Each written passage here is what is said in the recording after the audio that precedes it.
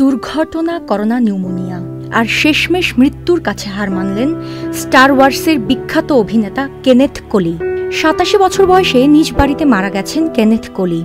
আগে এক সড়ক দুর্ঘটনায় আহত হয়ে হাসপাতালে ভর্তি হন, সেখানেই সংক্রমিত হন করোনায়। পরে নিউমোনিয়ায় আক্রান্ত হয়ে তিনি মারা যান। অভিনেতা জন্মেছিলেন ১৯৩৭ সালে যুক্তরাজ্যের ম্যানচেস্টারে। ১৯৭০ সালে শুরু অভিনয় জীবন, আর ১৯৮০ সালে স্টার ওয়ার্সে অ্যাডমিরাল পিয়েট চরিত্রে বিশ্বব্যাপী জনপ্রিয়তা পান। ৬ দশকের ক্যারিয়ারে তিনি কাজ করেছেন সিনেমা, টেলিভিশন আর মঞ্চে। পরিচালনাও করেছেন একটি সিনেমা, গ্রিটিংস। শিল্পী জীবনের অবসাদ মানেই এক যুগের ইতি টানা। কেনেথ কোলির নিখুঁত অভিনয়, অতুলনীয় ব্যক্তিত্ব এবং সময়ের চেয়ে এগিয়ে থাকা ভাবনা তাকে স্মরণীয় করে রাখবে চিরকাল। শ্রদ্ধা আর ভালোবাসায় আমরা স্মরণ করি এক কিংবদন্তিকে, যিনি রূপলী পর্দায় চিরকাল বেঁচে থাকবেন। UK Asha, channel I.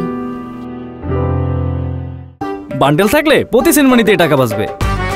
BKash send money bundle কিনে জিতুন প্রতি লেনদেনে।